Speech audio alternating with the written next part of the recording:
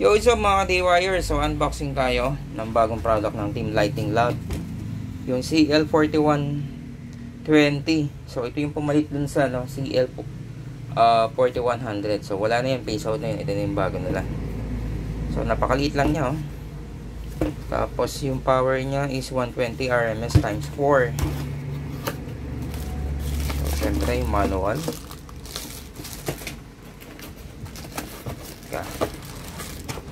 Wala tayong tripod nahirapan tayo kuha ngayon.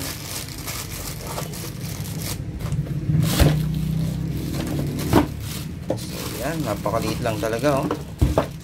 Parang 1/3 lang yung laki nito dun sa sa CL4100. So pasensya na, wala tayong tripod sira na yung tripod ko. So yan, oh. Napakaliit ng size, oh. So yan. So parehas yung niya, 1 and 2 and 4 and 3/4 channel, parehas merong low pass filter tsaka high pass filter parehas. Ayan, oh. So pwede siyang gamitin din sa subwoofer, parehas. Pero yung output niya, ayan, bridgeable din naman, yung speaker output. Pero meron na siyang harness, hindi na lugs or terminal na yung kagaya niyan. Pero di sa terminal na gauge 8 ang kasya, pwede 4.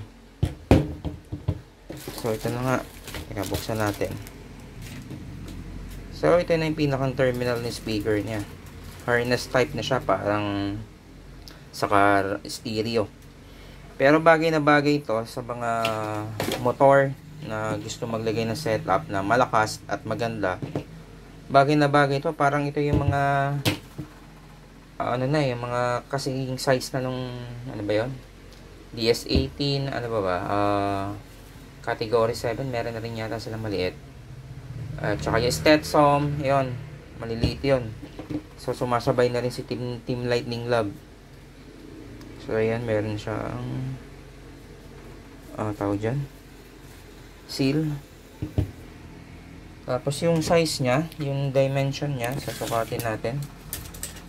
So 8 inches yung length, 4 inches naman yung kanyang depth or width, tapos 2 inches yung kanyang height. Napakaliit lang, kasyang-kasya sa compartment ng motor. So timbangin natin kung gaano kabigat. So yan.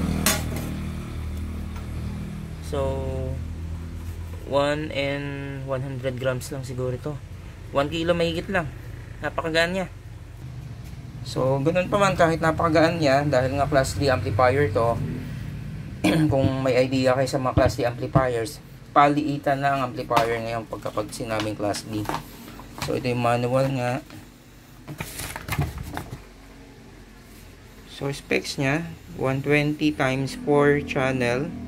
Sa bridge naman, 360 times 2 channel sa sa 4 ohms yun. Sa 4 channel or sa stereo, 120 watts lang, na pinaka lowest is 2 ohms load. Frequency response siya 20 Hz to 20 kHz. So pwedeng siyang gamitin sa mapa subwoofer or full range. Tapos yung sensitivity niya 0.2 hanggang 6 volts. So yan, full range talaga siya, mas applicable gamitin. Pero kung maliit na setup lang naman, yung mga basic setup lang sa kotse or sa motor, bagay na to, kompleto sa ricados na rin to, kumbaga. So dun sa mga gustong makita yung loob nito, sige, pagbibigyan ko kayo. Kahit i-break pa natin yung niyan, warranty niyan, dahil meron seal. Pero madali na makausap yung supplier natin ito Tsaka Team Lighting Lab yan, kaya panigurado mas matibay ito compare dun sa mga pipichoging amplifier na China made na, although China made rin naman ito, pero mas quality ito dun sa amplifier na V12, X12, C12, D12 na mga local na mga fake. So buksan ko lang pala. So ayan, kaya talaga namang napakaliit na ng casing ng ating amplifier. Makita nyo naman lahat SMD type na lahat. Mapa resistor, diode, chips, lahat SMD type na. So ayan, tingnan nyo na lang, napakaliliit talaga.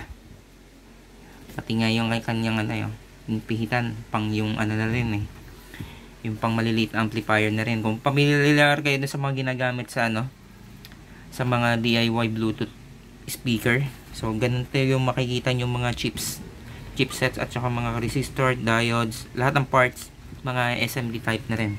So yun, naliliit ito yung sa supply nya. Yung capacitor nya 50 volts na 1000 microfarad. So naka-series yan.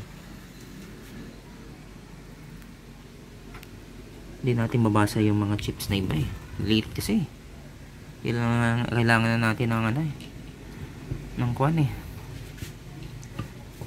So ito yung kanyang mga yan, hindi natin mabuksan pero okay na yan. So sana silipin kung yung mga value ng mga power trolley na ito ayan, sa gilid lang tago ayaw ipakita. So ayan, at least nakita nyo naman yung loob nya. So sa supply halos pares din sa supply ng 4100 na luma. Ganun din ka kalaki. Liliit kaya napakaliit talaga, compact size yung kaniyang kasyang-kasya sa mga compartment ng motor. So testing naman natin. So yun na mga ka-DIYers, naka-load na yung ating mga speaker sa ating amplifier. So dalawang CSM8 na version 2 na Lighting Lab raw driver 18 inches na 100 watts. Tsaka category 7 din na 12 inches sa 500 watts. So meron din tayong bukod na vlog para sa unboxing itong 12 inches subwoofer niya kasi bago na yung bago na yung kanyang basket. So para pala sa product link ito, nasa description box lang din kung saan yung mabibili sa Shopee. Tapos ayaw ko sabihin kung magkano ako nabili ito kasi kapag nagbibigay ako ng price, ibang seller nagagalit So bahala na kung saan kayo makakuha ng mura. Pero basta, ayan, sa Shopee meron din nabibili. Yan dyan lang sa description box. Yan, sa ilalim yan. Click nyo lang. Tapos, ayan, testing na natin. So, ang gagamitin natin yung music, syempre hindi tayo makaka-copyright. Kaya hindi tayo pwede gumamit ng basta ng yung mga gusto nyong i-test natin na tugtog. So, play lang tayo ng music. So, wala nga pala tayong gamit na preamp. So, mahina yung input ng ating preamp. Wala rin siyang bass booster tsaka treble booster. So magde-depend lang tayo sa isesend na output ng ating cellphone.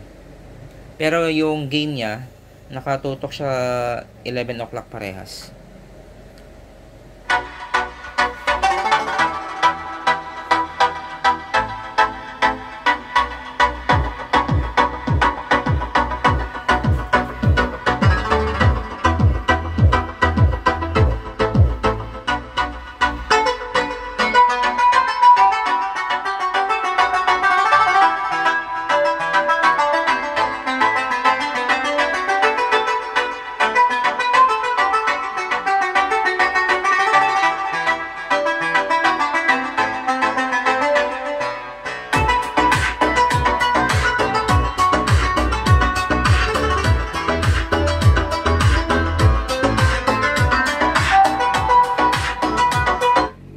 Gamit tayo ng music na low bass pero alisin natin boses para hindi tayo talaga makaka-copyright. Kasi pag nakaka-copyright tayo, sayang naman yung ating pinaghihirapan, mababaliwala lang. Baka meron pang strike yung channel ko, mawala tayo sa pagbablog. So tugtog tayo ng siguro Dark Horse pero alisin natin yung boses. Teka lang. So So ayan, now playing Dark Horse, walang boses para hindi tayo maka-copyright. So yung filter pala natin medyo nakasit sa mataas, pero okay lang yan.